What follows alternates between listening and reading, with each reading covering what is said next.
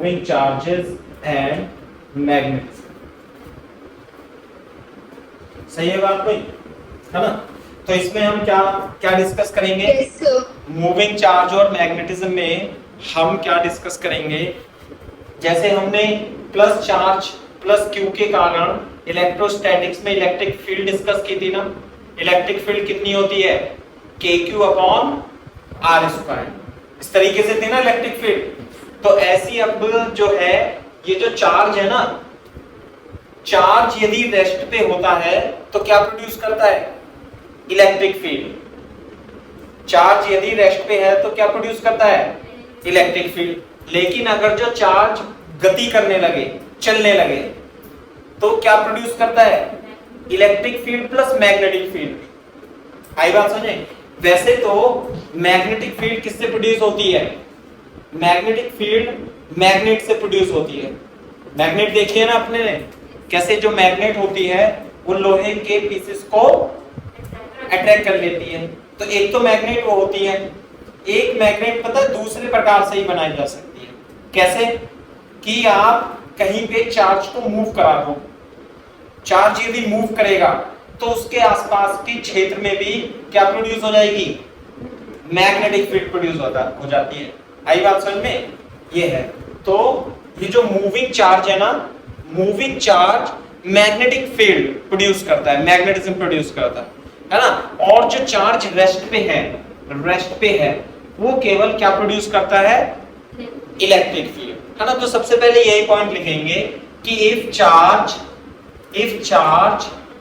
is at rest, if charge is at rest, it produces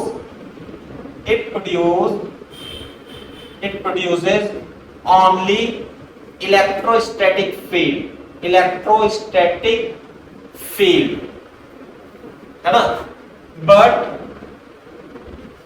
देखो, copy करो, charge यदि rest पे है तो इट प्रोड्यूस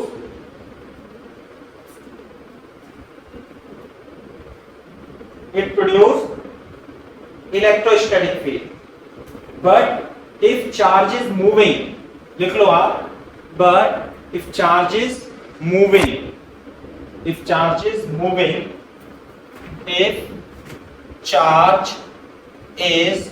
moving, है ना, और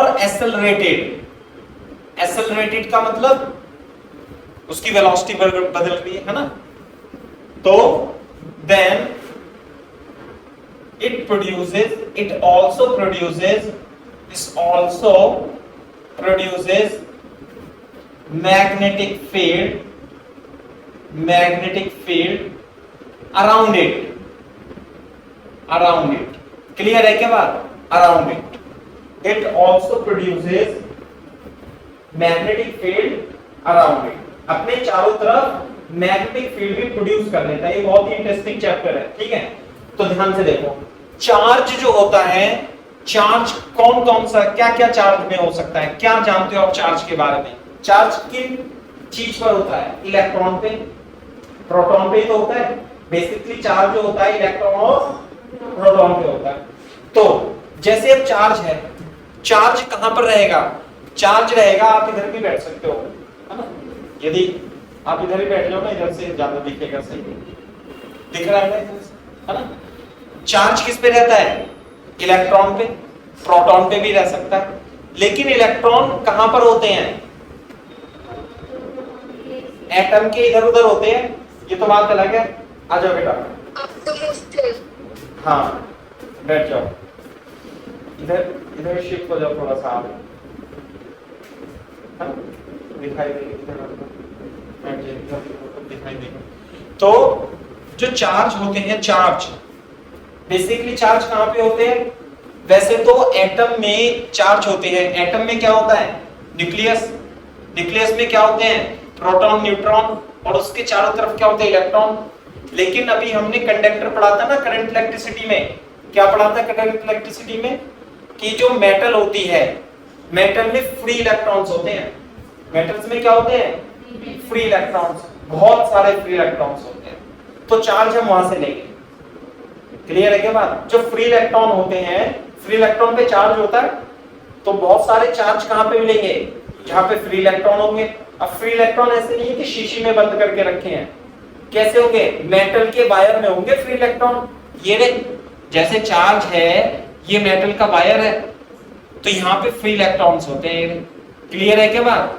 मेटल के वायर में फ्री इलेक्ट्रॉन्स होते हैं, बहुत सारे होते हैं फ्री इलेक्ट्रॉन। क्लियर है क्या बात? तो अब ये मूव कैसे करेंगे मेरे को ये बताओ। मूव, अगर जो हमें इन्हें मूव कराना है तो हमें क्या करना पड़ेगा? इसके अक्रॉस एक बैटरी लगानी पड़ेगी। बैटरी लगानी है ना, तो बैटरी लगाते हैं तो करंट किधर फ्लो होगी? इस तरीके से, प्लस से। तो आप मेरे को बता सकते हो करंट, चार्ज, ये जो इलेक्ट्रॉन है ये किधर भागेंगे? जिस तार में करंट फ्लो होती है, जिस वायर में, जैसे मान लिया ये वायर है, इस वायर में करंट इधर फ्लो हो रही है, तो बेटा इलेक्ट्रॉन किधर फ्लो होते हैं? Opposite to the current. तो जो इलेक्ट्रॉन्स हैं वो इधर फ्लो होंगे। बताओ, तो यदि आपने एक मेटल वायर लिया, उसमें बहुत सारे इलेक्ट्रॉन्स हैं, बैटरी से लगा दिया, उसमें करंट फ्लो होने लगी ना, होने लगी, तो इलेक्ट्रॉन भागने लगेंगे। किधर भागेंगे? Opposite to the current. तो इधर की ओर फ्लो होने लगता है करंट, चार्ज इलेक्ट्रॉन का। सही है ना बात? तो इलेक्ट्रॉन किधर फ्लो होने लगते हैं? Electron flows opposite to the direction of the current. आगे बात समझ में? Direction of the current. तो जब चार्ज फ्लो करते हैं, क्या चार्ज रेस्ट पे है? नहीं। जब चार्ज रेस्ट पे होता है तो केवल और केवल क्या प्रोड्यूस करता है? जैसे ये था नेगेटिव चार्ज, तो ये क्या प्रोड्यूस करेगा? Electric field. लेकिन अभी मैंने लिखाया कि यदि चार्ज रेस्ट पे है तो it produce only electrostatic field. लेकिन यदि चार्ज गति करता है, मूविंग है या एक्सीलरेटेड है, तो क्या प्रोड्यूस करेगा? इलेक्ट्रोस्टैटिक फील्ड तो करेगा ही, साथ में मैग्नेटिक फील्ड भी प्रोड्यूस कर देता है अराउंड इट। क्लियर है क्या बात? It produce magnetic field. क्या करेगा ये? अपने चारों तरफ मैग्नेटिक फील्ड। अब आपको पता कैसे लगेगा कि मैग्नेटिक फील्ड प्रोड्यूस हो रही है? कैसे बताओगे कि यहां पर मैग्नेटिक फील्ड है? यहां पे इस जगह किसी मैग्नेट को नहीं, मैग्नेटिक निडल को रख के, मैग्नेटिक कंपास को रख के। देखा है आपने कंपास? आपके स्कूल की ज्योमेट्री बॉक्स में आता ना, तो कंपास आता है ना। तो आप क्या करोगे? इस वायर के पास में क्या रख दोगे? मैग्नेटिक निडल रख दोगे, ऐसे करके। बोलो, क्या रख दोगे? Magnetic needle. और जब मैग्नेटिक निडल रख दोगे तो यदि इसमें मैग्नेटिक फील्ड प्रोड्यूस हो रही होगी, यहाँ बैठ जाओ बेटा, है ना, मैग्नेटिक फील्ड प्रोड्यूस हो रही होगी, तो क्या होगा? इसमें डिफ्लेक्शन होगा। आगे बात समझ में? इसमें क्या प्रोड्यूस होगा? डिफ्लेक्शन होगा। यदि इसमें डिफ्लेक्शन होता है तो इसका मतलब यहाँ पे मैग्नेटिक फील्ड है। आगे बात समझ में? है ना? पहले एक बार इसे कॉपी कर लो, मैं दोबारा से समझाता हूँ, है ना।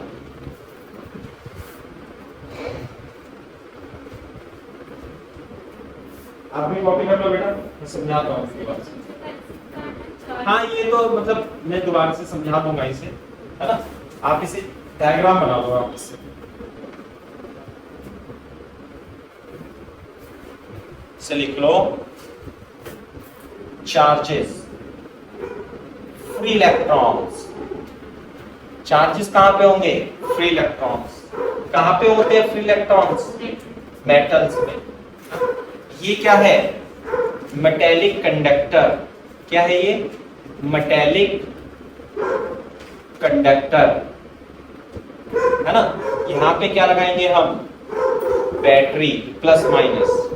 तो जब करंट इधर फ्लो होगी तो इलेक्ट्रॉन इधर फ्लो होने लगेंगे, ऐसे करके। क्लियर है क्या बात? एक बार कॉपी कर लो बेटा आप तेजी से, मैं आपको समझाता हूँ।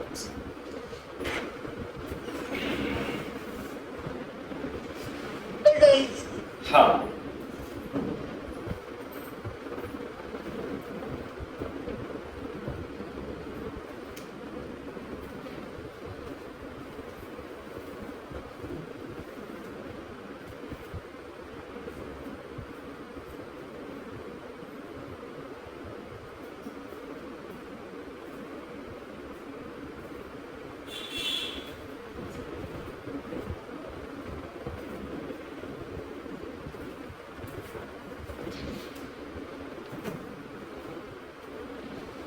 थोड़ा सा ये सेटअप रखा है ना, इसे थोड़ा चेंज करने की कोशिश करेंगे अपन, इससे दिखाई दे।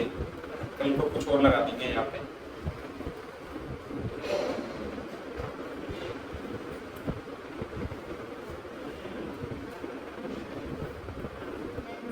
हाँ कर लिया भाई। देखो आप इसे समझ लो बेटा, मैं आपको बताता हूँ। 4th चैप्टर है हमारा मूविंग चार्ज एंड मैग्नेटिज्म, यानी कि इसमें चार्ज जो हम हैं वो डिस्कस करेंगे जो चार्ज चल रहा है, यानी मोशन कर रहा है ना। अगर जो चार्ज रेस्ट पे होता है, जैसे हमने पढ़ा था इलेक्ट्रोस्टैटिक्स में, तो ये क्या प्रोड्यूस करता है? Electrostatic field. केवल और केवल if charge is at rest it produce only electrostatic field, है ना। But if charge is moving, यदि ये चार्ज यहाँ पे v वेलोसिटी से ऐसे चलने लगे, तो ये इलेक्ट्रिक फील्ड तो प्रोड्यूस करेगा ही करेगा, लेकिन अपने आसपास के क्षेत्र में, रीजन में, it also produce magnetic field. Clear है क्या बात? तो मैग्नेटिक फील्ड प्रोड्यूस करने का इलेक्ट्रिक फील्ड तो हम पढ़ चुके हैं, इस चैप्टर में पढ़ेंगे मैग्नेटिक फील्ड। आई बात समझ में? तो अब हम चार्ज को लाएंगे कहां से? चार्ज को लाएंगे मेटल में से, क्योंकि मेटल में electrons, number of electrons present होते हैं, लेकिन वो चलते तो नहीं है। तो चलाने के लिए उसे क्या लगा देंगे? बैटरी। बेसिकली हमें उसमें से क्या लगाना पड़ेगा? करंट। तो यदि करंट इधर फ्लो होगी, करंट इधर फ्लो होगी, तो इलेक्ट्रॉन क्या भागेंगे? Opposite to the direction of current. तो जब इलेक्ट्रॉन यानी कि चार्ज फ्लो करेगा, तो इसके आसपास के रीजन में क्या प्रोड्यूस हो जाता है? Magnetic field. लेकिन पता कैसे लगेगा? मैग्नेटिक निडल रख देंगे, है ना। फ्री इलेक्ट्रॉन, मेटेलिक कंडक्टर, और ये रख देंगे हम मैग्नेटिक निडल। क्लियर है क्या बात? और ऐसे लिख देंगे there is deflection, there is deflection, there is deflection in magnetic needle, है ना, मैग्नेटिक निडल। क्लियर है क्या बात? ये लिख लेना। चलो, वैसे तो ये मैंने रफली बताया है, लेकिन ये एक्सपेरिमेंट किया था, बोर्ड में आता है। किसने एक्सपेरिमेंट किया था? ये ऑरेस्टेड ने। साइंटिस्ट का नाम क्या है? ऑरेस्टेड। क्लियर है क्या बात? किसने एक्सपेरिमेंट किया था? ये ऑरेस्टेड ने। तो क्वेश्चन आपसे पूछा जाएगा, एक्सप्लेन द ऑरेस्टेड एक्सपेरिमेंट। ये जो मैंने बताया ना, ये क्या है? ऑरेस्टेड का एक्सपेरिमेंट है। आप यहां से लिख लो इसे, व्हाट इज ऑरेस्टेड एक्सपेरिमेंट, लिखो। What is Oersted experiment? OERSTED. Oersted experiments.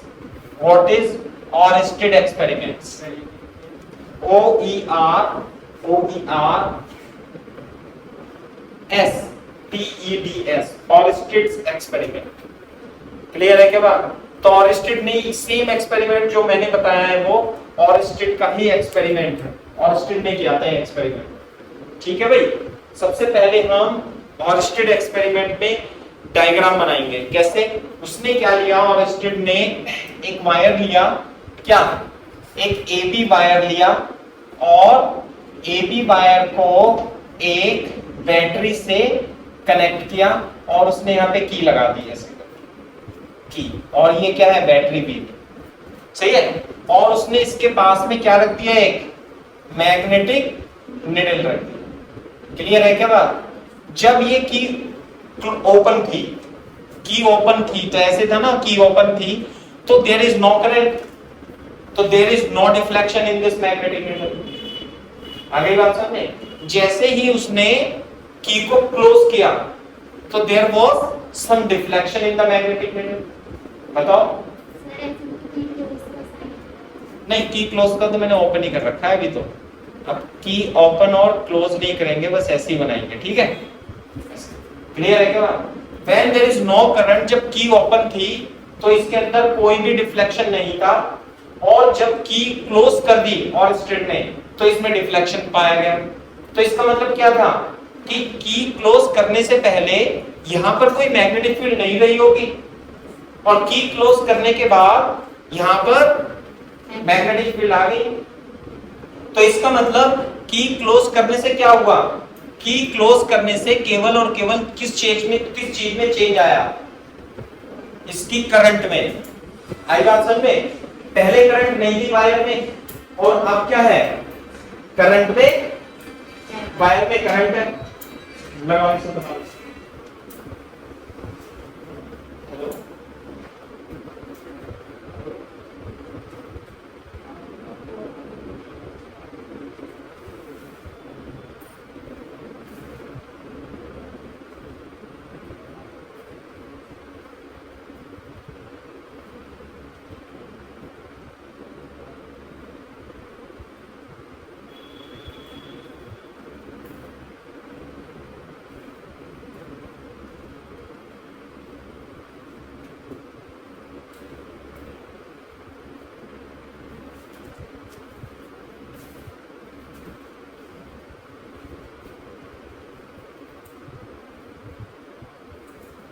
इसको एज इट इज बना लो, है ना, इसे लिख लेंगे। हाँ, ये क्या है हमारा, magnetic needle, this is magnet.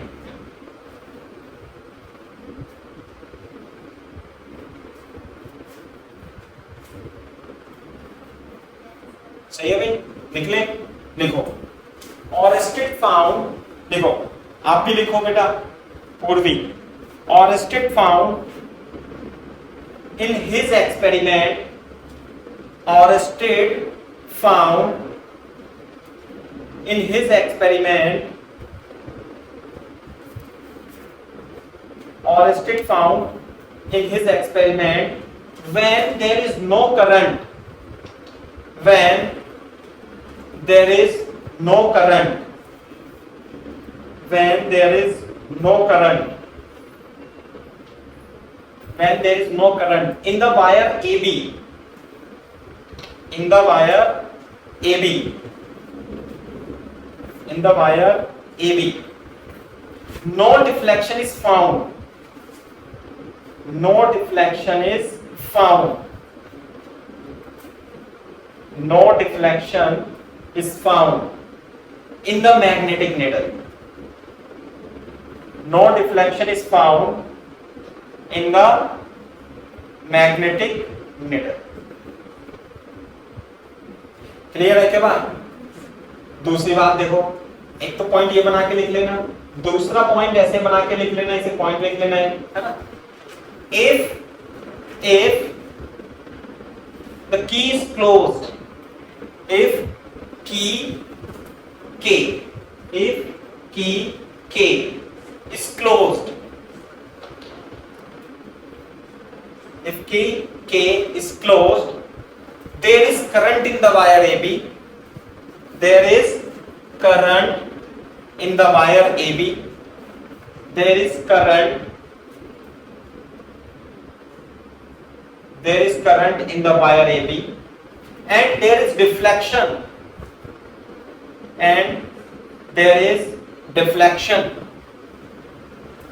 in magnetic needle, there is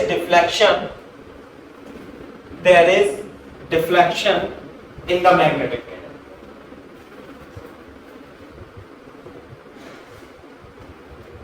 clear है क्या बात भाई? नेक्स्ट पॉइंट से लिखेंगे, if the direction of current is reversed, if direction of the current is reversed, if direction of the current is reversed in the wire AB, in the wire AB, clear है क्या बात? अगर जो हम इस wire AB में current की direction को क्या कर दें, रिवर्स कर दें, तो रिवर्स कैसे करेंगे, बैटरी की पोलैरिटी चेंज कर देंगे। तो पहले करंट ऐसे जा रही थी, अब करंट ऐसे जाने लगेगी।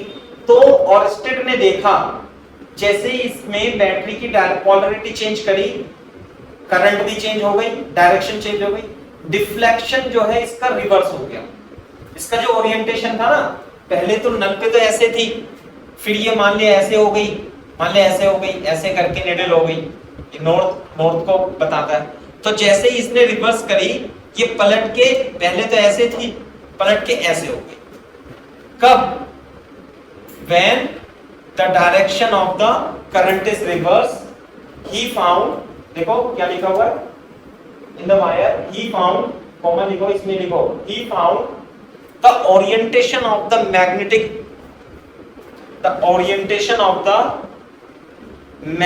needle is also changed, is also changed.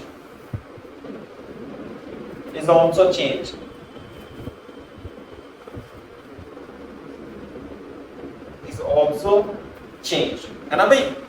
Orientation भी क्या हो जाता है? चेंज हो जाता है। 3 पॉइंट हो गए। Next point, therefore he conclude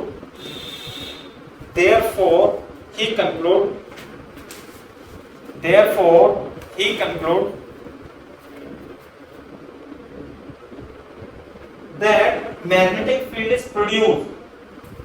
Therefore he conclude that magnetic field is produced near the conducting wire,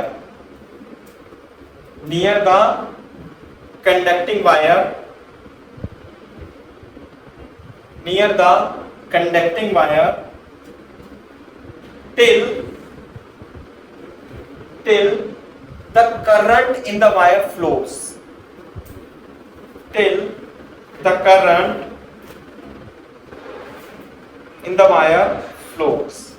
आगे बात समझ में भाई? ये बात है ना? तो ये ऑरेस्टेड एक्सपेरिमेंट है ना? बोर्ड में पूछा जा चुका है कई बार, है ना? छोटा सा एक्सपेरिमेंट है क्या कि एक वायर में करंट फ्लो कर दो, उसके चारों तरफ मैग्नेटिक फील्ड प्रोड्यूस हो जाएगी। मैग्नेटिक फील्ड को डिटेक्ट करने के लिए क्या करोगे आप? मैग्नेटिक निडल रख दोगे, आप इसमें करंट की डायरेक्शन रिवर्स कर देना तो ओरिएंटेशन चेंज हो जाता है। की को ओपन कर दो तो कोई ओरिएंटेशन नहीं है। तो उसने क्या कंक्लूड किया कि एक वायर में यदि करंट है तभी तक इसके आसपास के क्षेत्र में मैग्नेटिक फील्ड प्रोड्यूस है, otherwise no magnetic field. Clear है क्या बात? तो किसने फाउंड किया था ये? ऑरेस्टेड ने, ऑरेस्टेड एक्सपेरिमेंट। लेकिन उसने ये नहीं बताया था कि करंट फ्लो होने से कितना मैग्नेटिक फील्ड प्रोड्यूस होगा और किस डायरेक्शन में करंट फ्लो होने से कितने डिस्टेंस पे फ्लो होगा, है ना? ये नहीं बताया था उसने। ये किसने बताया था? ये बताया था दूसरे साइंटिस्ट ने। क्या नाम है दूसरे साइंटिस्ट का? बायोट सेवार्ट, है ना? क्या नाम है उसका? बायोट सेवार्ट। उससे पहले जैसे इलेक्ट्रिक फील्ड की यूनिट जो होती है वोल्ट पर मीटर होती है, तो जो मैग्नेटिक फील्ड की यूनिट है लिख लो SI unit of magnetic field. पूछा जाएगा 1 नंबर में, SI unit of magnetic field ये जो होती है आपकी, ये होती है टेस्ला। क्या होती है? टेस्ला। और इसे किससे रिप्रेजेंट? Is TSLA, Tesla. और वेबर पर मीटर स्क्वायर। क्लियर है क्या बात? वेबर पर मीटर स्क्वायर भी आप इसे बोल सकते हो, है ना? दूसरा एक इंपोर्टेंट पॉइंट है, वो कभी कभी बोर्ड में आपसे CGS यूनिट भी पूछ लेते हैं। CGS unit of magnetic field is GAUSS, Gauss. क्या होता है? गॉस भी होता है। आई बात समझ में?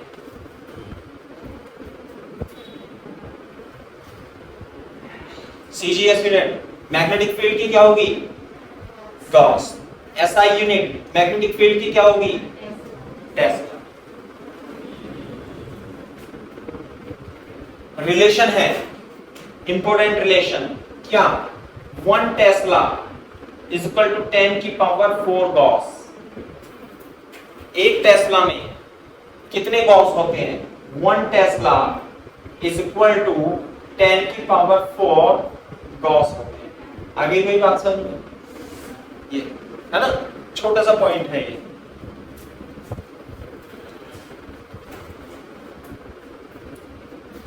एक टेस्ला में 10 की पावर 4 गॉस होते हैं, है ना? क्या होती है SI यूनिट मैग्नेटिक फील्ड की? टेस्ला। CGS यूनिट क्या होगी भाई? गॉस। एक टेस्ला में कितने गॉस होंगे? 4 गॉस। जैसे फोर्स की SI यूनिट क्या होती है? फोर्स की SI unit newton, CGS unit dyne. नहीं आई सर? अबे अरे फोर्स की एसआई यूनिट क्या होती है और फोर्स की सीजीएस यूनिट क्या होती है? डाइन होती है, नहीं होती है? न्यूटन और डाइन। पूर्वी, एक न्यूटन में कितने डाइन होते हैं? किसी को नहीं पता? 11वीं वाले को नहीं पता? उसे पता है, मैंने उसे पढ़ाया है। कितने न्यूटन, एक न्यूटन में कितने डाइन? 10 की पावर 5 है ना? एक न्यूटन में 10 की पावर 5 डाइन होते हैं। ऐसे जूल भी होता है और अर्ग भी होता है, पता है नहीं? जूल और अर्ग सुना है, नहीं सुना? नहीं सुना? एक जूल में 10 की पावर 7 अर्ग होते हैं। क्लियर है क्या बात? ये ERG अर्ग, जो जूल है वो वर्ग की एसआई यूनिट है और जो अर्ग है वो सीजीएस यूनिट होती है, सीजीएस। और ये क्या है बेटा? SI unit. किसकी? वर्ग की, एनर्जी की, है ना? इसी तरीके से टेस्ला जो है वो एसआई यूनिट होती है और गॉस क्या होती है? CGS unit. एक टेस्ला में 10 की पावर 4 गॉस होता है। ये याद रखना है, बहुत इंपॉर्टेंट रिलेशन है ना? ऐसे मैं साफ कर देता हूं।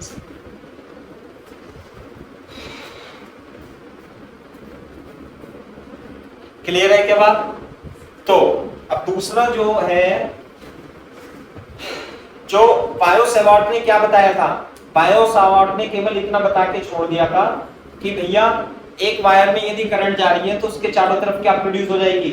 Magnetic field.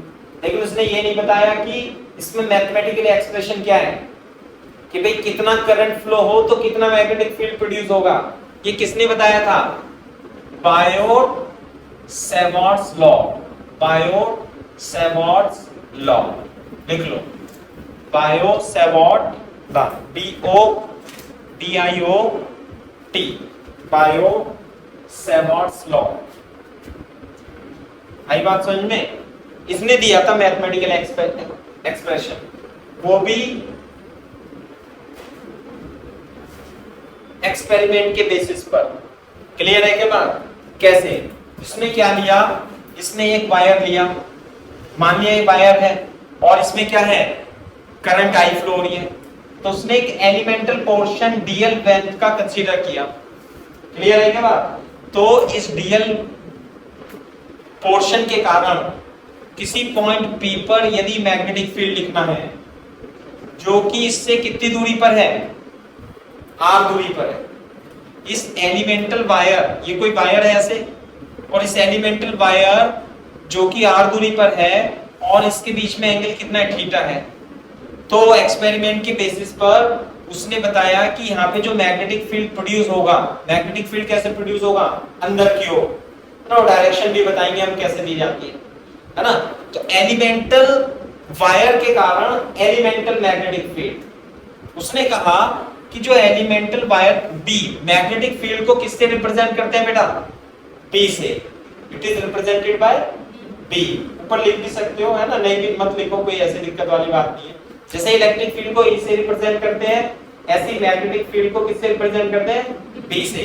तो एलिमेंटल पोर्शन के कारण इस पॉइंट पर जो मैग्नेटिक फील्ड प्रोड्यूस होता है, जितना ज्यादा करंट आप प्रोड्यूस करोगे, जितना ज्यादा करंट आप वायर में लगाओगे, उतना ही ज्यादा मैग्नेटिक फील्ड प्रोड्यूस होगा। आई बात समझ में? उसने कहा जितना ज्यादा इसकी लेंथ होगी, किसकी?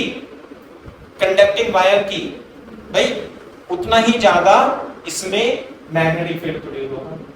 क्लियर है क्या बात? उसने बताया कि अगर जो डीएल और आर के बीच में एंगल थीटा है तो ये साइन थीटा के प्रोपोर्शनल होता है। क्लियर है बात? दूसरी बात, उसने ये कहा कि जितनी ज्यादा दूरी पर होगी पॉइंट पी एलिमेंटल वायर से, जितनी ज्यादा दूरी पर है मैग्नेटिक फील्ड उतना ही कम होता जाएगा। क्लियर है बात? तो ऑब्वियस है भाई, मान लिया आपने वहां दिल्ली में वायर रख रखा है और यहाँ मैग्नेटिक फील्ड नापोगे तो आएगी क्या मैग्नेटिक फील्ड? नहीं आएगी ना। तो और एक्सपेरिमेंट के आधार पर उसने बताया it is inversely proportional to 1/। Clear है क्या बात? पहले चित्र बना लो। बना लो चित्र, यहां तक चित्र बनाना पहले बस, फिर मैं लिखाऊंगा इसे नहीं लिखना है।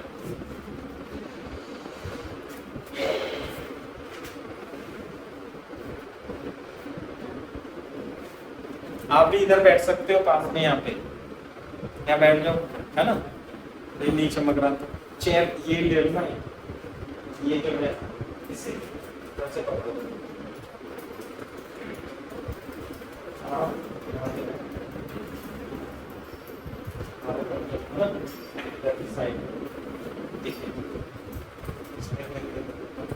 है ना, इधर से तो दिख रहा है, उधर से देखें।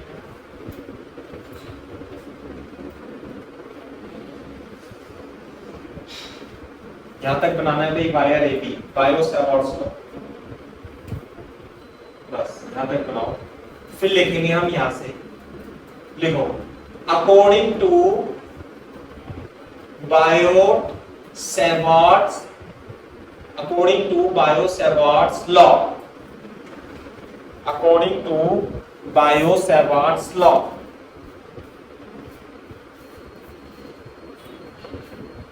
according to Biot-Savart's law, magnetic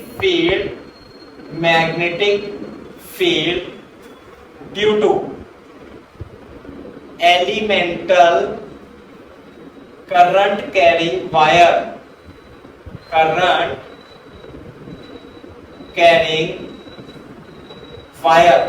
elemental current carrying wire, है ना, इसकी वजह से, इसकी पूरी की वजह से नहीं, छोटे से एलिमेंट की वजह से, wire due to elemental current carrying wire at point P,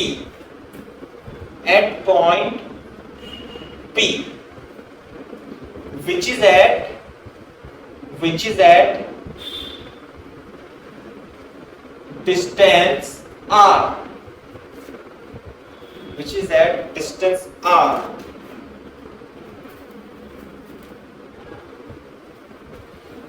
which is at distance r,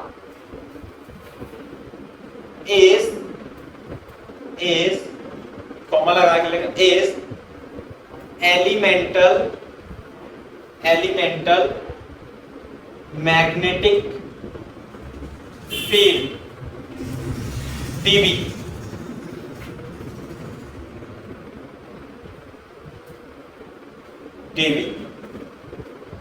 है ना, dB ऐसे लिखोगे, इस elemental field dB, then dB is proportional to I. What is I? Current in elemental wire. Clear है क्या बात? Directly proportional to I. DL, length of elemental portion, elemental wire, length of elemental wire, length of elemental wire inversely proportional to 1 upon r square, 1 upon r square and directly proportional to sin theta. ये लिख करके आना है जब आपको bio-Savart's law आएगा। dB is proportional to I, proportional to length, proportional to 1 upon r square, proportional to sin theta. यदि हम सबको मिला दें तो क्या आएगा भाई, IDL sin theta upon r square। ये समझ में आती है बात? जैसे वो नहीं था कूलम्स लॉ, कूलम्स लॉ क्या था, अरे F is proportional to Q1 Q2 is inversely proportional to L square, तो कर नहीं रहा था inversely proportional to Q1 Q2 upon r square, तो proportionality constant क्या आता, 1/4 pi Q1 Q2 upon r square। ध्यान आ गया? अब इसमें proportionality constant रिमूव करेंगे हम, क्लियर है क्या बात? तो जब आप proportionality constant रिमूव करोगे तो ये आ जाएगा म्यू नॉट अपॉन 4 पाई IDL sin theta upon r square. आगे बात समझ में क्लियर है बात? पहले इतना कॉपी करो फिर मैं बताता हूं।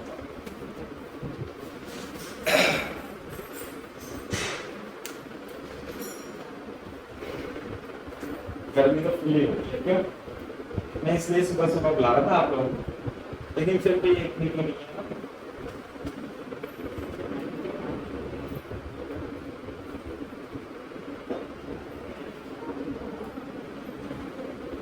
पूर्वी समझ में आ रहा है बेटा आपको? Yes sir. Very good.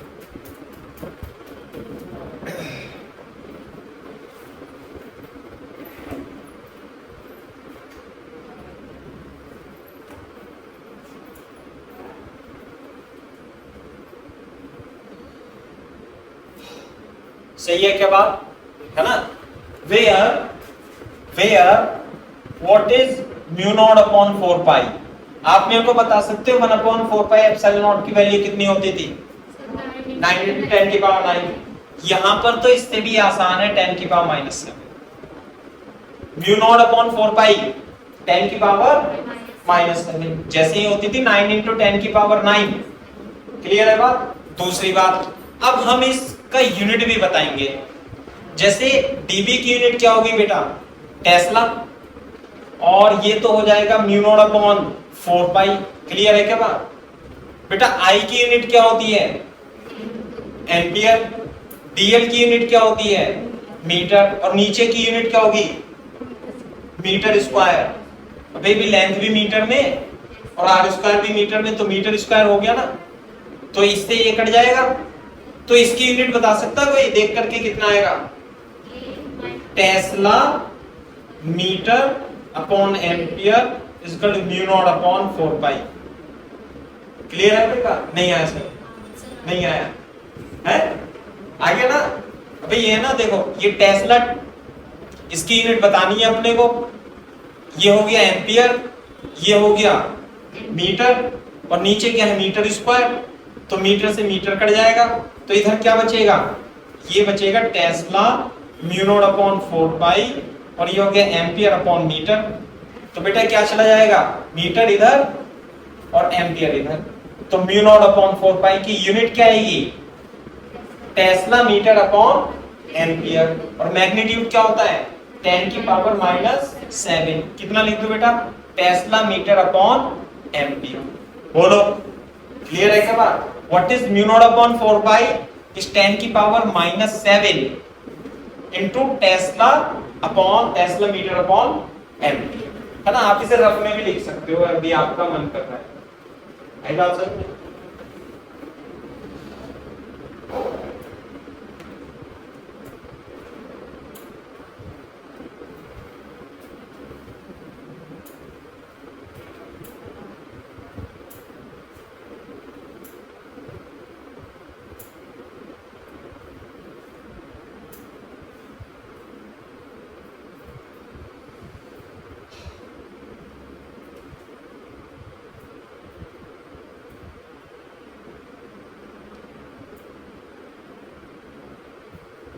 What is mu naught? Mu naught. जैसे what is epsilon naught? Epsilon naught क्या होता था यहाँ पे? Permittivity of free space. Epsilon naught क्या होता है? Permittivity of free space. तो ये जो mu naught है, what is mu naught? Mu naught is equal to 4 pi into 10 की power -7 Tesla meter upon ampere, and this is called permeability of free space। Clear है क्या बात भाई? This is called permeability of free space। Epsilon not को भी लिख सकते हो आप रफ में लिख सकते हो, जिसे नहीं पता, permittivity of free space, permittivity of free space।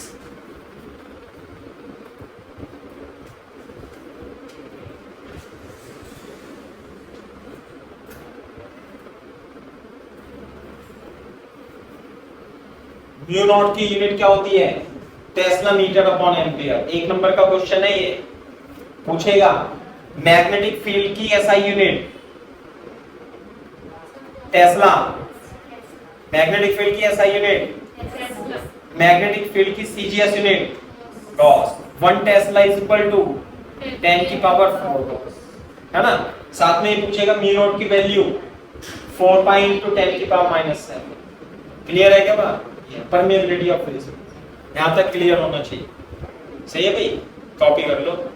मैं एक छोटा सा नोट और इंपॉर्टेंट पॉइंट बता देता हूँ आपको, है ना, कॉपी कर लो यहाँ तक।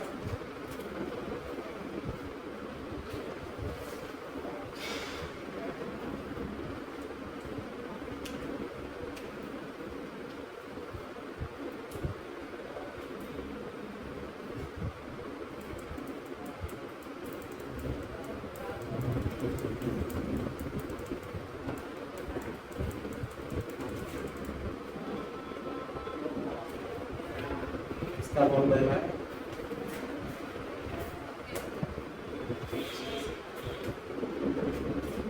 कैसे टूट गया आपका है? देखो इधर बोर्ड पे देखो ध्यान से, बहुत ही इंपॉर्टेंट क्वेश्चन है। जब आएगा बोर्ड में, आए नीट वीट जे मेंस में तो आता ही आता है ना, 2-3-4 साल बाद रिपीट हो जाता है। जरूरी नहीं है क्वेश्चन में आए, इसका यूज भी आ जाता है। कैसे? यहाँ पे देखो 1/4 पाई एप्सिलॉन नॉट की वैल्यू कितनी होती है? 10 की पावर। क्लियर है बात? म्यू नॉट अपॉन 4 पाई की वैल्यू कितनी होती है? 10 की पावर माइनस। आगे बात समझ में? अच्छा, अब ये देखो, अगर जो मैं इसमें इन दोनों में डिवाइड कर दूं ऐसे, म्यू नॉट अपॉन 4 पाई, यदि मैं इससे डिवाइड करूंगा तो कितना हो जाएगा ये? 1 अपॉन एप्सिलॉन नॉट और म्यू नॉट अपॉन 4 पाई। बात सही है क्या? समझना? इसको इससे डिवाइड कर दिया तो इधर तो आ जाएगा 9 इंटू 10 की पावर 9 और 10 की पावर -7। कोई दिक्कत तो नहीं है भाई? 4 पाई से 4 पाई उड़ जाएगा तो नीचे क्या आएगा? Mu epsilon not mu naught, और ये कितना हो जाएगा बेटा ऊपर जाके? 9 इंटू 10 की पावर 16 हो जाएगा। क्लियर है क्या बात? अच्छा, अब अगर जो मैं दोनों तरफ रूट ले लूं, दोनों तरफ स्क्वायर रूट ले लो ऐसे करके, यहाँ पे लिख देते हैं 1 upon epsilon naught e naught is equal to square root 9 into 10 की पावर 16। लिख सकते हैं क्या ऐसे? दोनों तरफ स्क्वायर रूट ले लिया। ये कितना आएगा बताना? 3 इंटू 10 की पावर 10 की पावर 8 का स्क्वायर रूट बेटा। हाँ, अरे 10 की पावर 16 बाहर आके कितना हो जाएगा? 10 की पावर 8 हो जाएगा ना? नहीं आया समझ में? अरे 10 की पावर 2 का स्क्वायर रूट कितना होता है? 10 ही होता है। अबे 100 का स्क्वायर रूट कितना होता है? 10 होता है। इतना क्यों कंफ्यूज हो रहे हो आप? तो 10 की पावर 2 का ये होगा ना, 10 की पावर 4 का कितना होगा? 10 की पावर 2। तो 10 की पावर 16 का कितना होगा? 10 की पावर 80 होगा ना। तो 9 का स्क्वायर रूट 3 और 16 का स्क्वायर रूट 8। ये कुछ होता है क्या? लाइट की speed. What is it? Speed of light. This is equal to c, है ना? What is it? This is the speed of light. मैं अब तो यहां साफ कर दूं ये, तो बोर्ड पे देखो, यानी कि 1 upon root mu naught epsilon naught is equal to 3 into 10 की power 8 is equal to c। यानी कि जो स्पीड ऑफ लाइट है वो क्या होती है? 1 upon root mu naught epsilon naught. आगे बात समझ में? What is it? This is the speed of light. ये होता है c की value 1 upon root mu naught epsilon. ये अभी तो आएगा ही काम में, ये साथ में जब हम इलेक्ट्रोमैग्नेटिक फील्ड पढ़ेंगे ना, EMI, तब भी आएगा ये, है ना? तो मैंने आपको अभी से बता दिया, क्योंकि ये बता रहा था, अपन ये भी बता रहे थे, दोनों को डिवाइड कर देना तो स्पीड ऑफ लाइट आता है, ये c होता है। सही है ना? कॉपी करो।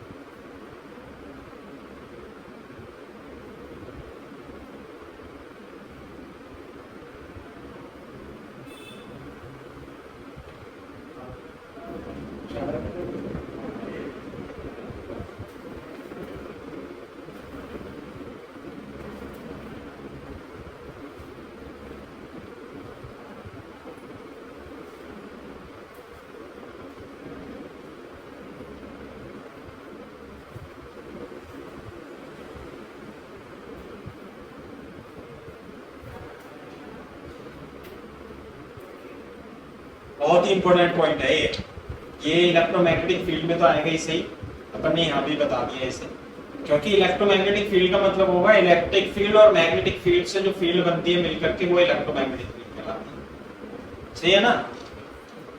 पहले हमारी किताब में इलेक्ट्रिक फील्ड है, उसके बाद डिस्कशन है मैग्नेटिक फील्ड का, फिर दोनों को कंबाइन करके इलेक्ट्रिक मैग्नेटिक फील्ड बनेगा, है ना।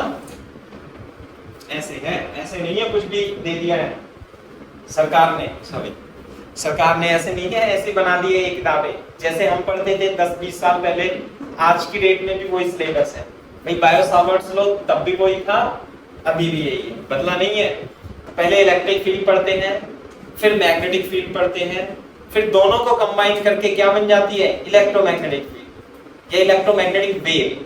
जैसे कि मोबाइल में सिग्नल आते हैं ना, ये ब्लूटूथ के सिग्नल, वायरलेस सिग्नल, इंटरनेट के सिग्नल, सभी इलेक्ट्रोमैग्नेटिक वेव होता है, इलेक्ट्रिक भी मैग्नेटिक भी।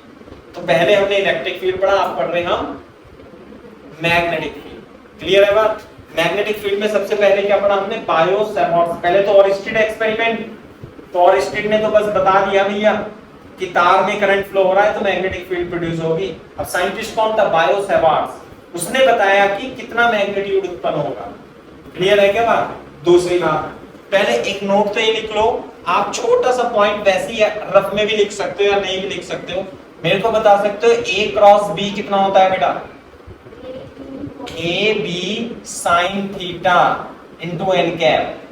11th में पढ़ाते हैं वेक्टर में, A क्रॉस B क्या पढ़ते हैं इसे, A cross B equal to AB sin theta into N cap, ये तो होता ही है। अच्छा, एक नंबर का क्वेश्चन आएगा, ये तो रफ में लिख लो आप, चाहे मत लिखो साइड में लिख लो इसे। वो आएगा कि Biot Savart's law, Biot Savart's law in vector form, ऐसे लिखने का आएगा, write down the expression of Biot Savart's law in vector form. सही है, तो लिख देना। आप कैसे लिखोगे, ध्यान से देखो कि dB जो होता है कितना होता है, म्यू नॉट अपॉन 4 पाई IDL sin theta upon r square. Clear है क्या बात, है ना। समझा देता हूं मैं इसे, आप इसे रफ में इधर की साइड में रफ में बना के लिख लेना, कैसे इसे हम वेक्टर फॉर्म में लिखेंगे। देखो इधर लिख लेना रफ में, कैसे, ये था हमारा वायर, ये था हमारा एलिमेंटल वायर, और ये था डीएल लेंथ का, तो इसे हम डीएल वेक्टर मान लें। मान लिया यहां से कोई पॉइंट है और वो वेक्टर, इसका पोजीशन वेक्टर यहां से क्या है, आर वेक्टर, तो ये एंगल कितना हो जाएगा, थीटा। तो what is theta, theta is the angle between DL and R vector. DL क्या है, ये छोटा सा डीएल वेक्टर ये, और आर वेक्टर ये, देखो ऐसे डीएल वेक्टर ये और आर वेक्टर ये, तो what is theta, theta is the angle between DL and R vector. आगे बात सही है। तो आप ये बताओ डीएल क्रॉस आर क्या लिखूंगा, जैसे ए क्रॉस बी था ना, तो DL cross B DL into R into sine theta into N cap. आगे बात समझ में। बोर्ड पे देखो, एन कैप तो यूनिट वेक्टर होता है, इसका मैग्नीट्यूड 1 होता है। अब यहाँ पे देखो आई डीएल इंटू आर आ रहा है यहाँ पे, तो अपन क्या करेंगे, mu naught upon 4 pi I DL R into sine theta, ऊपर नीचे मल्टीप्लाई करके ऊपर गुणा भी कर सकते हैं भाई। आर से क्या करा, डिवाइड, आर से क्या करा, मल्टीप्लाई, तो डीएल आर साइन थीटा क्या बन जाएगा, डीएल क्रॉस आर, है ना। तो ये बन जाएगा mu naught upon 4 pi I DL cross R, और नीचे क्या हो जाएगा, आर की, और ये हो जाएगा आपका मैग्नेटिक फील्ड वेक्टर। क्लियर है क्या बात। अब आप इसे उल्टा करोगे, रिवर्स करोगे तो ये आएगा डीएल क्रॉस आर क्या आएगा, डीएल आर साइन थीटा, और डीएल आर साइन थीटा से आर कट जाएगा तो आर स्क्वायर आ जाएगा, है ना। तो यदि आपको वेक्टर फॉर्म में लिखने के लिए आए TD is equal to mu naught upon 4 pi I dl cross r upon r cube, है ना। Where ऐसे लिखेंगे, where what is theta is the angle between DL vector and R vector, बस इतना एक नंबर में आएगा वेक्टर की फॉर्म में।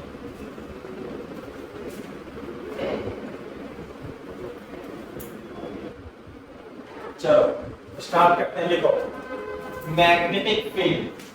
जो ये मैग्नेटिक फील्ड बी आपने लिखा है शब्द, इसे आप मैग्नेटिक इंडक्शन भी बोल सकते हो, है ना। लिख लो मैग्नेटिक फील्ड, मैं ब्रैकेट में लिख देता हूं मैग्नेटिक इंडक्शन, मैग्नेटिक इंडक्शन या magnetic field due to infinite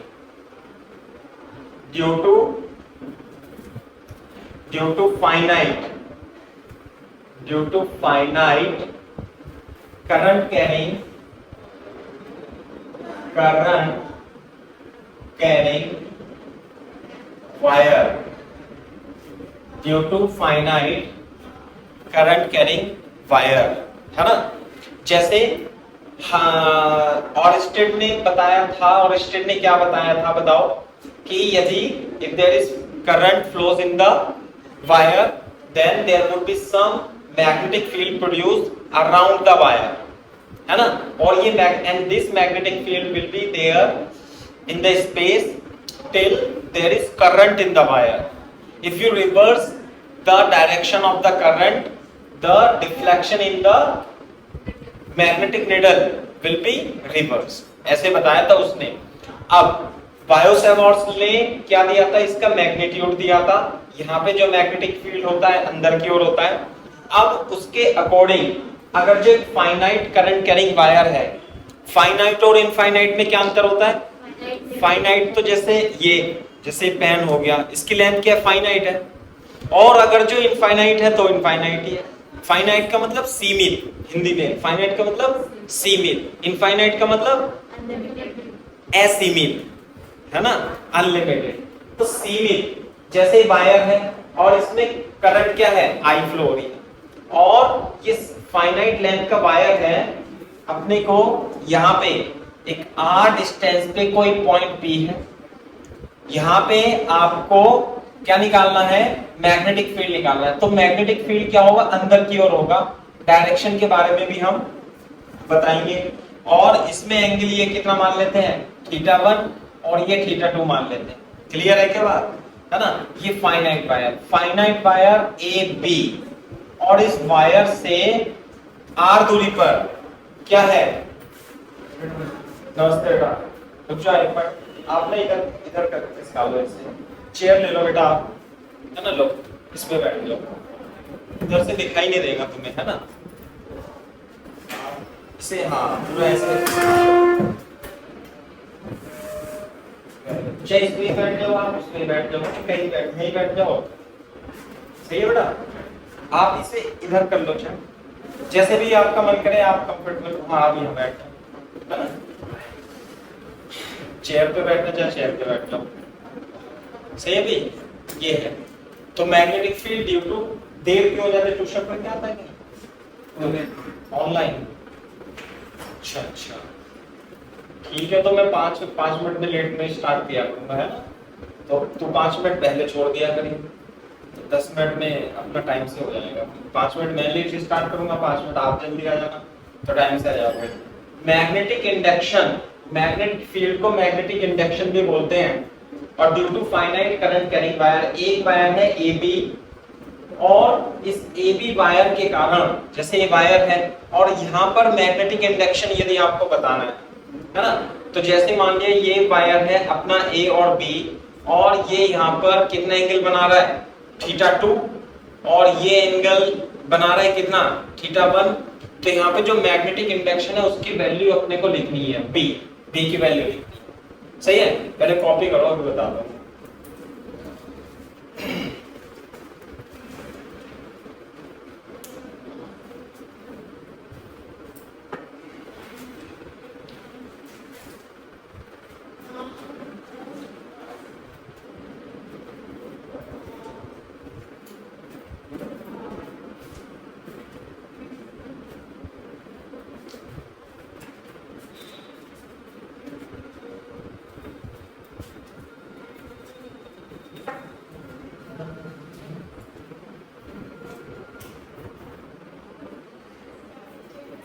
hello hello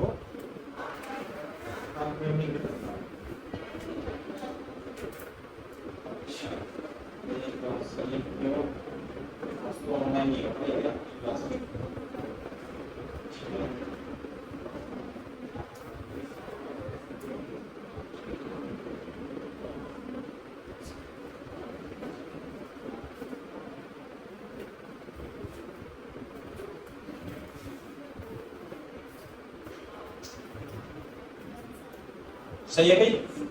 तो यहाँ पे जो मैग्नेटिक इंडक्शन आएगा यानी मैग्नेटिक फील्ड की जो वैल्यू होती है वो कितनी होती है आपको याद रखनी है। वो कितना होगा, ये फाइनाइट वायर है, ऐसे लिखेंगे ऐसे लिखेंगे if there is current I in the wire AB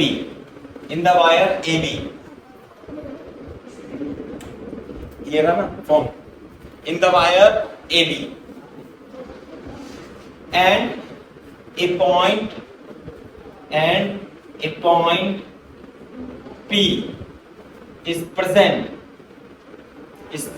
and point P is at distance small r, ये डिस्टेंस r है ना, ये पॉइंट P लिख लेना इसे, कोई पॉइंट P है, डिस्टेंस r है ना, distance r, then the magnetic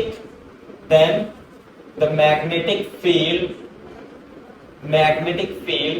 at point P is given by B की वैल्यू, जो यहाँ पे मैग्नेटिक फील्ड होगा वो B जो होगा वो होगा mu naught upon 4 pi I upon R sine theta 1 sign theta 2। Mu naught upon 4 पाई तो वही कांस्टेंट हो गया, I upon R sine theta 1 plus sine theta 2, ये याद रखना है अपने को एक्सप्रेशन। क्लियर है क्या बात? Mu naught I upon 4 pi R sine theta 1 plus sine theta 2, है ना। मैं बताता हूं, अभी कॉपी कर लो, अभी समझाता हूं, है ना। सर ये पूछना है कि हम B की जगह लिखेंगे? नहीं, यहाँ ये तो पॉइंट P था और यहाँ पे B यानी कि मैग्नेटिक फील्ड, है ना, पॉइंट P।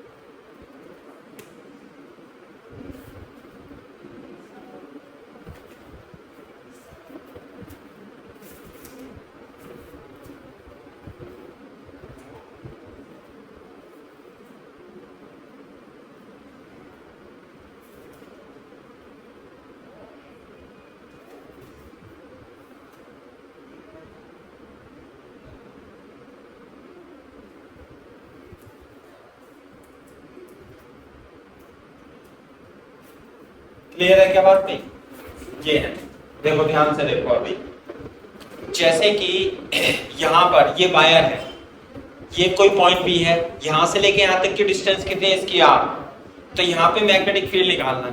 वैसे तो बायो-सैवर्ट्स लॉ यहाँ पे थीटा था mu naught upon 4 pi I dl sin theta upon R square होता है ना, ये dv होता है। एक्चुअली क्या है, इसका पूरा का पूरा डेरिवेशन होता है, उस डेरिवेशन के बाद ये आप b इक्वल टू b लिखा है, नहीं लिखा है, b equal to mu naught I upon 4 pi R sin theta 1 upon plus sin theta 2 आ जाता है। लेकिन हमारे बोर्ड में इसका डेरिवेशन नहीं है, डायरेक्ट अपने को याद करना है। ये फाइनाइट वायर है, AB का वायर है और इसकी वजह से मैग्नेटिक फील्ड, है ना। जैसे कल ऑरिस्टेड एक्सपेरिमेंट में आपको बताया था ना कि भाई यहाँ पर कोई करंट इस तरीके से फ्लो होगी तो यहाँ पे मैग्नेटिक फील्ड निडल में क्या आ जाता है, डिफ्लेक्शन आ जाता है ना। तो वो कह रहा है यदि ये एल लेंथ का वायर है इस तरीके से ए और बी यूं वायर है, ये ऐसे वायर है ना, तो इसके पास यहाँ पे जो मैग्नेटिक फील्ड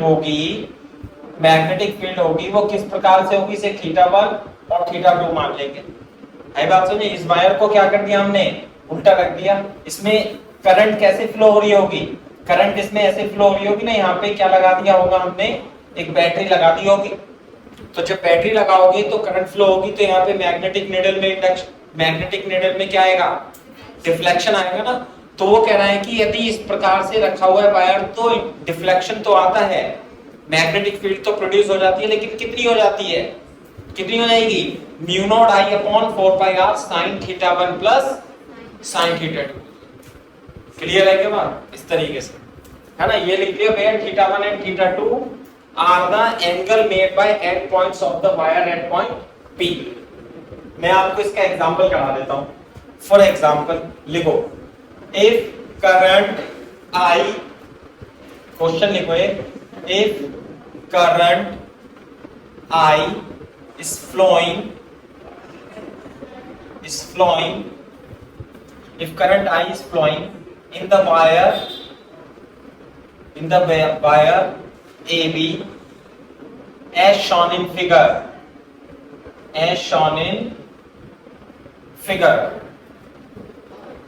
ये वायर AB है, A और B, और ये डिस्टेंस है R। सही है भी बात, R, और इसमें करंट है I। क्लियर है क्या बात। R की वैल्यू मान लेते हैं हम, यह 50 सेंटीमीटर मान लेते हैं, और जो करंट की वैल्यू है मान लेते हैं वो 2 एम्पियर। तो ये जो है इस तरीके से आपने एक इसमें एक वायर में करंट जा रही है कितनी, 2 एम्पियर, और ए भी एक वायर है, और इस पॉइंट से इस प्रकार से यहाँ पे एक पॉइंट P है, यहाँ पे आपको मैग्नेटिक फील्ड निकाल रखी है। क्वेश्चन में ये एंगल 45 दे रखा है और ये एंगल 30 दे रखा है, और ये R है। मैं यहाँ R की वैल्यू लिख देता हूँ क्योंकि जगह कम है, आप लिख सकते हो कितना, 50 सेंटीमीटर है ना। Is flowing in the wire as shown in the figure, find magnetic induction at point P। Magnetic induction का मतलब मैग्नेटिक फील्ड फाइंड करना इस पॉइंट P। क्वेश्चन क्लियर है, करो कॉपी।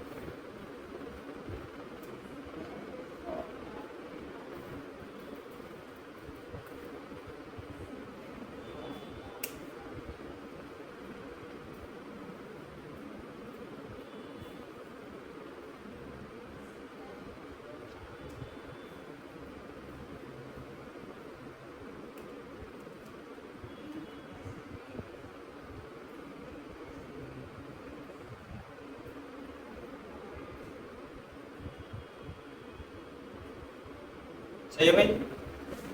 क्या है क्वेश्चन, हमारे पास एक वायर है AB, इसमें करंट कितनी है, 2 एम्पियर, इससे एक परपेंडिकुलर डिस्टेंस है R 50 सेंटीमीटर, और जो कि ये पॉइंट P पर ये एंड पॉइंट्स हैं, कितना एंगल बनाते हैं, 30 और 45। तो अपने को यहाँ पर मैग्नेटिक इंडक्शन बताना है, यानी मैग्नेटिक इंडक्शन मतलब मैग्नेटिक फील्ड। तो हमारे पास क्या क्या गिवन है, आप ये देख लो क्या गिवन है भाई।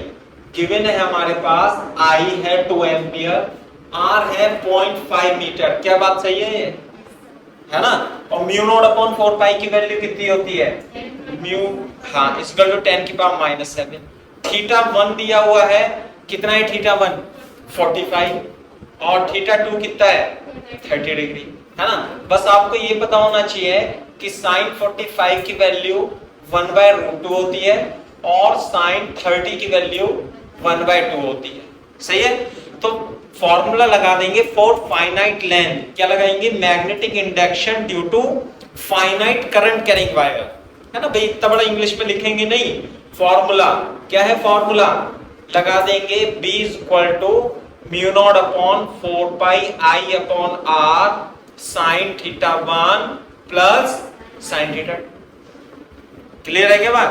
म्यू नॉट अपॉन 4 पाई की वैल्यू 10 की पावर माइनस 7, I की वैल्यू 2 एम्पियर, जो डिस्टेंस है परपेंडिकुलर वो 50 सेंटीमीटर दे रखी थी, तो इससे क्या लिख देंगे हम 0.5, साइन थीटा 1 की जगह लिखेंगे हम, ये थीटा 1 होता है, ये theta 2 sine 45 plus sine 30, value put करेंगे 10 की पावर माइनस 7, ये ऊपर जाएगा, है ना, तो 20/5 बन जाएगा। क्लियर है क्या बात। मैं इसे यहाँ लिखता नहीं हूँ, आप ही अपने आप से लिख लेना, है ना। और ये कितना जाएगा 1/√2 प्लस 1/2, तो जाएगा 5 20, 4 × 10 की पावर माइनस 7, एलसीएम कितना आएगा 2√2, तो कितना जाएगा यहाँ पे 2 प्लस √2। क्लियर है क्या बात इतनी का? ये इधर कट जाएगा, देखो 2√2 2√2 काट दोगे इसे, 4/2√2 कितना आएगा बता सकता है कोई, 4/2√2 2/√2 और √2, आती है क्या बात समझ में। 2/√2 कितना होगा √2, ये तो 2 से 2 कट जाएगा, 2/√2। क्लियर है बात, ये 4/2√2, तो 4/2√2 को क्या लिख लेंगे √2, तो यह जाएगा √2 × 10 की पावर माइनस 7 और 2 प्लस √2, है ना। इसकी चाहे आप मल्टीप्लाई कर दो अंदर, ये तो जाएगा 10 की पावर माइनस 7, हो जाएगा 2√2 प्लस √2 सॉरी 2, है ना। या ऐसे भी छोड़ सकते हो आप, जैसे भी आपका मन करे, है ना। B आ गया मैग्नेटिक इंडक्शन, यूनिट क्या होगी इसकी, टेस्ला, है ना। क्या पढ़ा हमने, केवल और केवल एक फॉर्मूला पढ़ा है, एक फाइनाइट वायर है, r डिस्टेंस पे मैग्नेटिक इंडक्शन कितनी होगी, उसका फॉर्मूला ये होता है। अपने को इसका डेरिवेशन भी आता है, लेकिन हम बोर्ड में वो कराते नहीं है, डायरेक्ट फॉर्मूला हम यूज कराते हैं, है ना। ये नीट और जेईई मेंस में भी पूछा जाता है खूब बार, डिफरेंट टाइप्स। क्लियर है बात, कॉपी करो।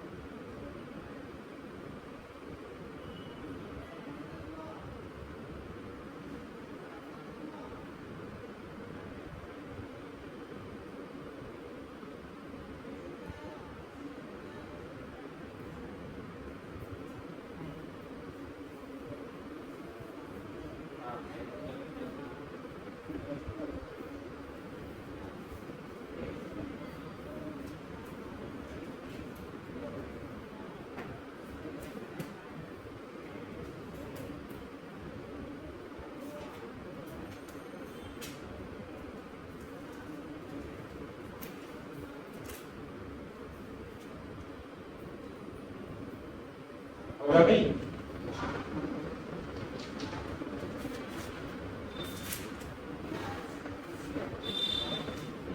चलो मेरे बात फाइनाइट वायर के कारण मैग्नेटिक फील्ड, भाई आप इसे कैलकुलेट कर देना और ज्यादा से ज्यादा क्या कर सकते हो बताओ? जैसे कि इसमें से √2 कॉमन ले लो, आप दे सकते हो कॉमन? नहीं दे सकते हो। कैसे?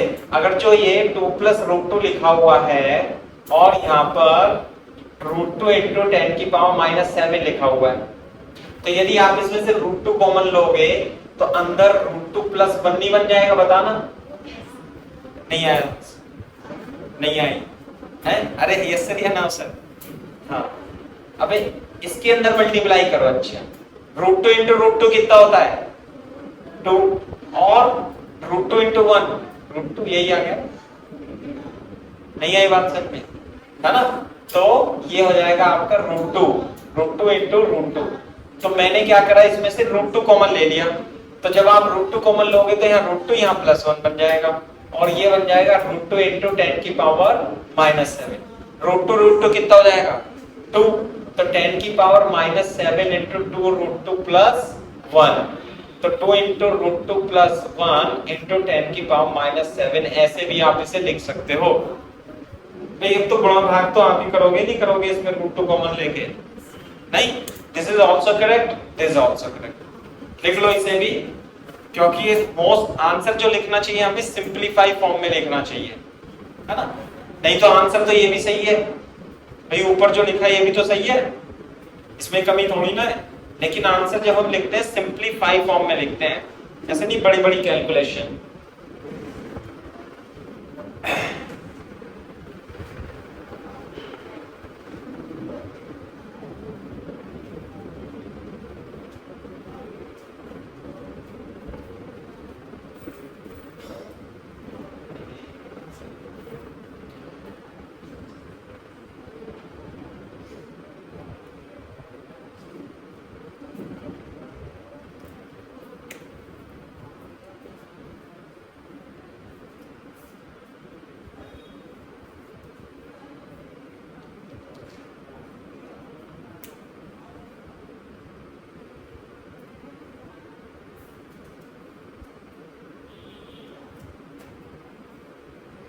देखो भाई, फिर से मैं आपको केवल रिवीजन करा रहा हूँ, लिखना नहीं है।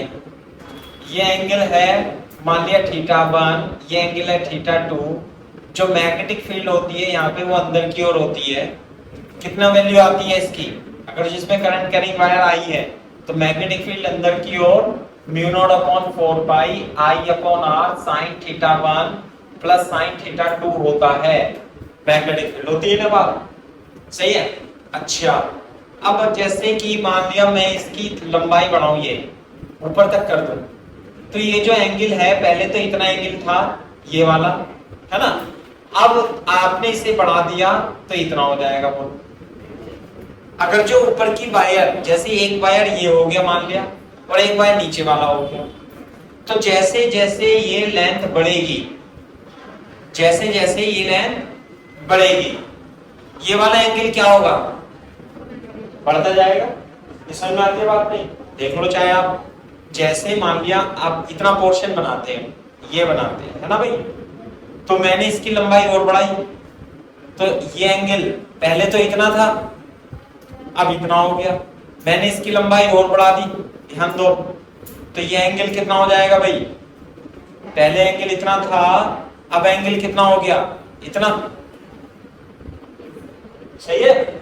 और बढ़ा दूं, इसे साफ ही कर देता हूं, लो और बढ़ा दूं, तो ये एंगल कितना हो जाएगा? अब की बार ये एंगल यहाँ पे हो जाएगा। क्लियर है क्या बात? और बढ़ा दूं तो ये एंगल और बढ़ जाएगा। बोलो, अगर जो मैं इसकी लेंथ इनफाइनाइट कर दूं, इनफाइनाइट, ध्यान से देखना, आप अपना समझाने का तरीका नहीं आ रहा समझ में है? देखो ये पहले एंगल देखो, ये एंगल है ना, जैसे जैसे वो लेंथ बढ़ती जाएगी, ये हो गया एंगल, फिर ये एंगल, अब ये एंगल, अब ये एंगल। तो जब ये इनफाइनाइट हो जाएगा वायर, तो ये एंगल कितना हो जाएगा 90 डिग्री हो जाएगा। कितने के साइन मीटर आती है ना? अभी सीधा हो जाएगा ना, इट टेंड्स टू इंफिनिटी। इसका मतलब अगर जो ये इंफिनिटी की तरफ है तो ये जो थीटा 1 होगा इसकी वैल्यू कितनी हो जाएगी 90 डिग्री, ये कह रहा हूं मैं। इसी प्रकार से जैसे मान लिया ये था यहाँ पे, ये थीटा 2 था, इसी तरीके से जब आप इसकी लंबाई बढ़ाओगे लंबाई बढ़ाओगे लंबाई बढ़ाओगे तो एंगल भी क्या होगा ये, अरे बढ़ता जाएगा ऐसे। तो पहले एंगल कितना था ये, फिर एंगल कितना हुआ ये, फिर एंगल कितना हुआ ये, फिर एंगल ये। जब ये इनफाइनाइट होगा तो ये एंगल किधर की ओर टेंस करेगा 90 की। क्लियर है? अरे टेंस करेगा शब्द यूज करा ना मैंने, टेंस, लगभग पैरेलली हो जाएगी, बिल्कुल सही बात है। अरे मिलेंगी नहीं, टेंस हो जाएंगी, टेंस, है ना? ये मिलेंगी नहीं, मिलती हुई प्रतीत होंगी, है ना? It tends to 90 degree. Tends to का मतलब है एग्जैक्ट 90 डिग्री नहीं, लेकिन 90 डिग्री की तरफ अप्रोच कर रहा होगा, है ना? ऐसे बोलते हैं limit delta theta tends to 90 degree. इसका मतलब क्या होता है, ये 90 डिग्री है नहीं, लेकिन 90 डिग्री की तरफ टेंड्स कर रहा है। होगा नहीं कभी भी ये, लेकिन it will tends to 90 degree. तो अगर जो वायर इनफाइनाइट है यहां से लेके यहां तक, तो theta 1 tends to 90 degree and theta 2 also tends to 90 degree. Theta 1 and theta 2 are not exactly 90 degree, rather they are tending to 90 degree. तो थीटा 1 और थीटा 2 की वैल्यू हम क्या रख देंगे इसमें 90 डिग्री रख लेंगे। क्लियर है क्या बात? तो लिखो magnetic field, magnetic field due to infinite current carrying, due to infinite current carrying wire, due to infinite current carrying wire।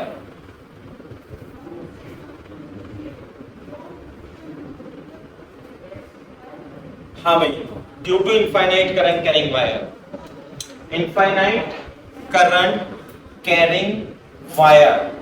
देखो ध्यान से, ये तो लिख लेंगे हम, ये इनफाइनाइट की तरफ चला जा रहा है और ये माइनस इनफाइनाइट की तरफ चला है। करंट कितनी है इसमें I, डिस्टेंस कितनी है R, पॉइंट क्या है P। यहां पर मैग्नेटिक फील्ड निकाल दिया है ना। तो कैसे लिखेंगे, ये एंगल जो थीटा 1 होगा, ये एंगल जो थीटा 2 होगा, है ना? लिख लेंगे थीटा 1 क्या होगा 90 डिग्री और theta 2 is also 90 degree. Clear है क्या बात? तो B is equal to mu naught upon 4 pi I R sine theta 1 plus sine theta 2। Clear है क्या बात? तो here theta 1 is equal to theta 2 is equal to, ऐसे लिखेंगे for infinite length theta 1 is equal to theta 2 is equal to 90 degree, है ना? तो B कितना जाएगा, mu naught upon 4 pi I upon R sine 90 plus sine 90। Sine 90 की value कितनी होती है 1, जिसे नहीं पता वो लिख लेना। तो कितना हो जाएगा बेटा, mu naught I upon 4 pi R 1 plus 1, कितना हो गया mu naught I upon 4 pi R into 2 equal to mu naught I upon 2 pi R। ये हो गया इनफाइनाइट करंट कैरिंग वायर की वजह से मैग्नेटिक फील्ड। याद रखना ये कितना, mu naught I upon 2 pi R। इसे हम एम्पियर्स लॉ से वेरीफाई भी करेंगे, मतलब प्रूफ भी करेंगे। अभी तो हमने बायो-सैवर्ट्स लॉ से प्रूफ कर दिया, है ना? कॉपी कर।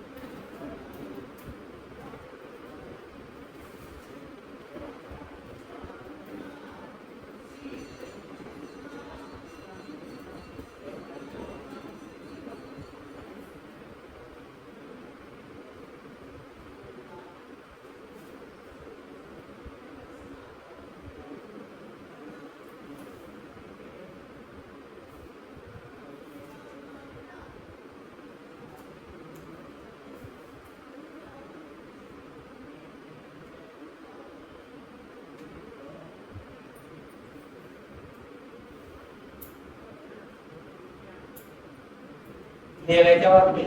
Mu naught I upon 2 pi R, याद रखना इससे सवाल आएगा क्वेश्चन, है ना? अच्छा, इसमें थ्योरी में एक चीज और लिखा देता हूं मैं, वो बार बार आता रहता है, बार बार आता रहता है, चाहे आप थोड़ा सा रफ में भी आप लिख सकते हो। क्या आपको y equal to 1 upon X का ग्राफ पता है कैसा होता है?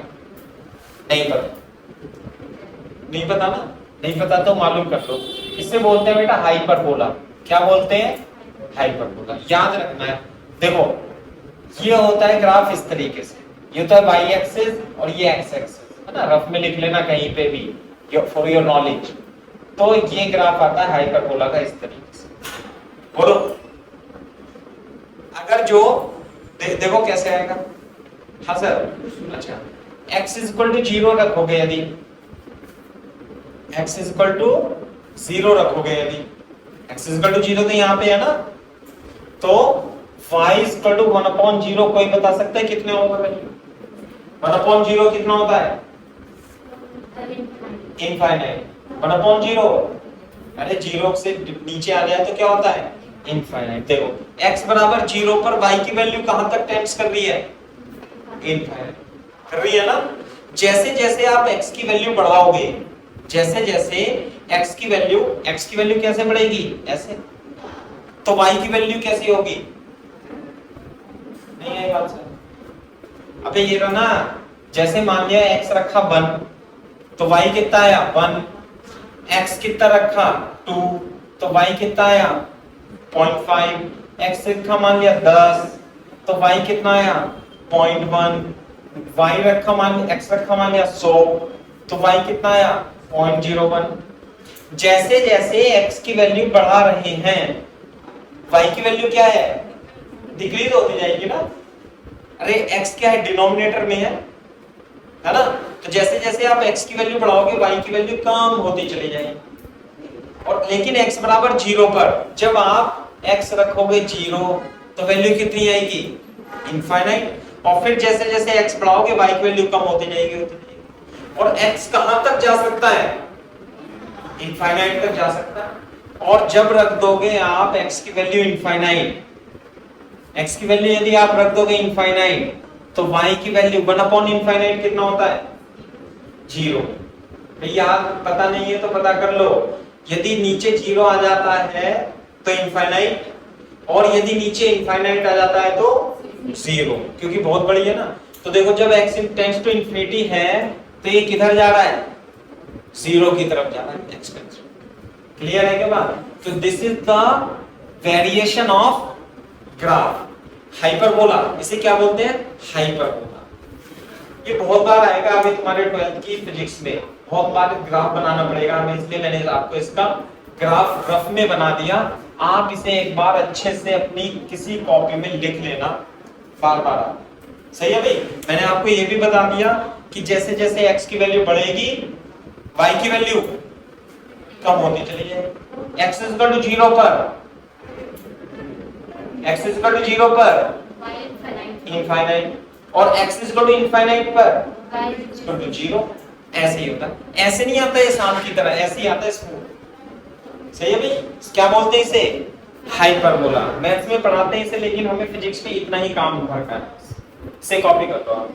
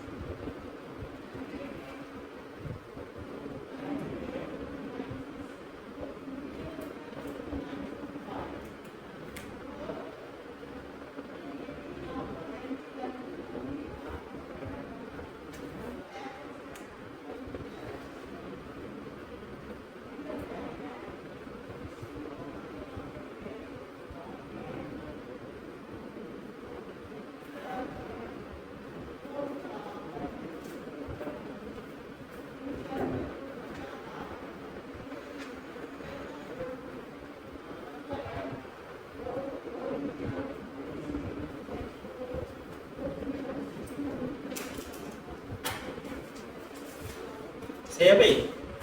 देखो अब हम इसका जो एक क्वेश्चन आ सकता है इसमें 1 नंबर का कि shows the variation of the magnetic field due to infinite wire, है ना। मेरे को बता सकते हैं यदि ये इनफाइनाइट वायर है, इनफाइनाइट लेंथ का वायर है, r डिस्टेंस पे मैग्नेटिक इंडक्शन कितना होगा, mu naught I upon 2 pi r। ये बात क्लियर है क्या?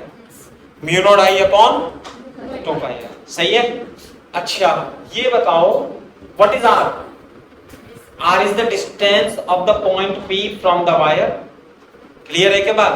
तो जैसे जैसे r बढ़ता जाएगा मैग्नेटिक फील्ड डिक्रीज होता जाएगा।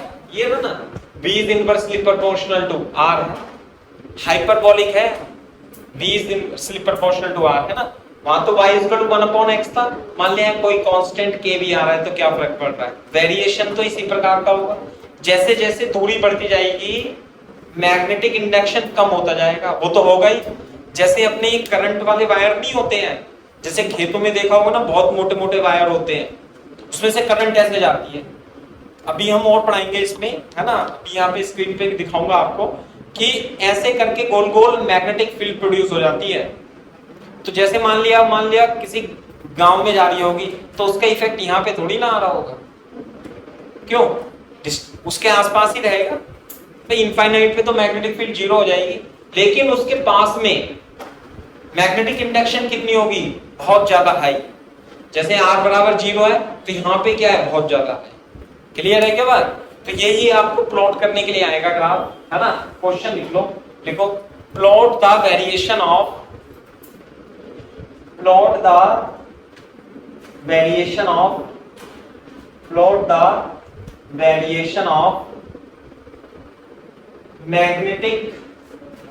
मैग्नेटिक इंडक्शन या मैग्नेटिक फील्ड भी बोल सकते हैं। of the plot the variation of magnetic induction due to infinite current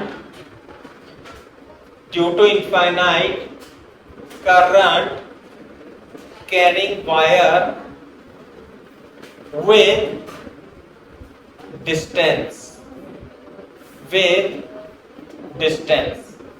plot करना है अपने मैग्नेटिक फील्ड यानी मैग्नेटिक इंडक्शन का ग्राफ प्लॉट करना है, सही है। तो वो कैसे करेंगे मैं बताता हूं आपको। पहले तो हम एक वायर ही बना लेंगे, छोटा सा इनफाइनाइट। ये क्या हो गया, इसकी लेंथ कितनी है बेटा, इनफाइनाइट। यहाँ माइनस इनफाइनाइट से लेके प्लस इनफाइनाइट, किसी भी पॉइंट P पर यहाँ पर जो मैग्नेटिक फील्ड आएगी, P भी ऐसे भी लिख सकते हो या सिंपल V भी लिख सकते हो, mu naught I upon 2 pi r। बिल्कुल सही बात है ना। करंट कितनी है आई, ये 90 डिग्री पे होता है हमेशा, 90 डिग्री। ये जो लाइन होती है 90 डिग्री पे होती है। अच्छा क्या मैं इसे इस तरीके से लिख सकता हूं, जो मैग्नेटिक इंडक्शन है वो किसका फंक्शन है, r का। फंक्शन का मतलब डिपेंड करता है जिसपे, जैसे ये y किसका फंक्शन है, x का। y किस पे डिपेंड कर रहा है, x पे। जैसे मान लिया x बराबर ये लिखा t² + t, तो डिस्प्लेसमेंट किसका फंक्शन है, t का। तो ऐसी b किसका फंक्शन है, r का। यानी कि मैग्नेटिक इंडक्शन किस पे निर्भर करती है, r पे। तो ये कितना हो जाएगा बेटा, mu naught I upon 2 pi r। ऐसे भी लिख सकते हैं, सही है क्या बात। आप बोर्ड पे देखो, मैं इसके जस्ट नीचे बनाऊंगा यहाँ पे, कैसे, ऐसे। ये हो गया मैग्नेटिक इंडक्शन, ये हो गया r। ये बताओ r = 0 पर मैग्नेटिक इंडक्शन कितना है, इनफाइनाइट, 1/0। नहीं आ रही बात समझ, इनफाइनाइट। अभी लिखना मैं साफ तरीके से लिखूंगा, है ना, इनफाइनाइट। और r = इनफाइनाइट पर मैग्नेटिक इंडक्शन कितना है, 0। तो कैसे आएगा वेरिएशन, ऐसे आएगा, r = 0 पर मैग्नेटिक इंडक्शन कितना हो गया, इनफाइनाइट। और r = इनफाइनाइट पर, है ना, ये r ही लिखेंगे, r = इनफाइनाइट पर मैग्नेटिक इंडक्शन क्या हो गया, 0। तो B is directly proportional to R। Clear है क्या बात, है ना। इसके नीचे जस्ट ये बनाओ ग्राफ, जैसे ये है ना, ऐसे ही बनाना है, इसके जस्ट नीचे r इक्वल टू 0 है ना, यहाँ पे ऐसे ऐसे दूरी बढ़ती जाएगी, मैग्नेटिक इंडक्शन डिक्रीज होता जाएगा।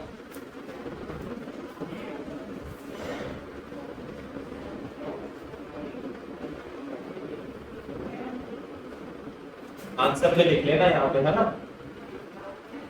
क्वेश्चन था ये हमारा, ये हो जाएगा हमारा आंसर।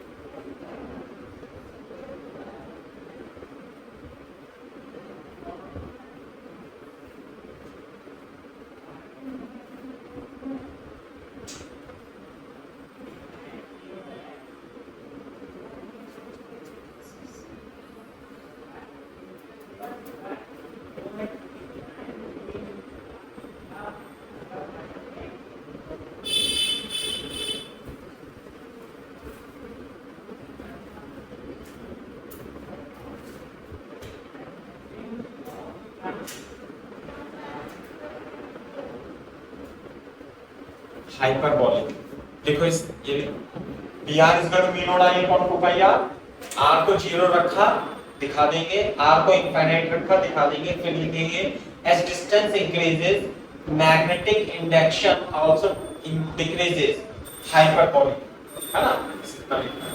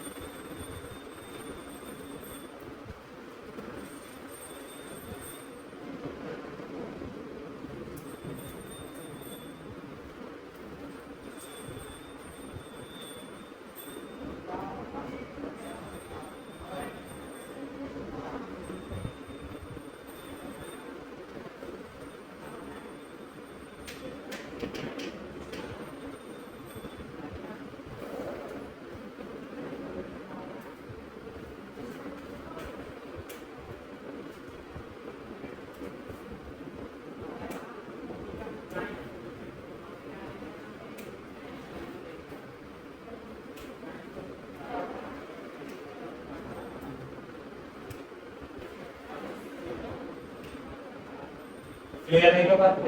सही है, सही में आई बात है जी। तो इस तरीके से प्लॉट आएगा।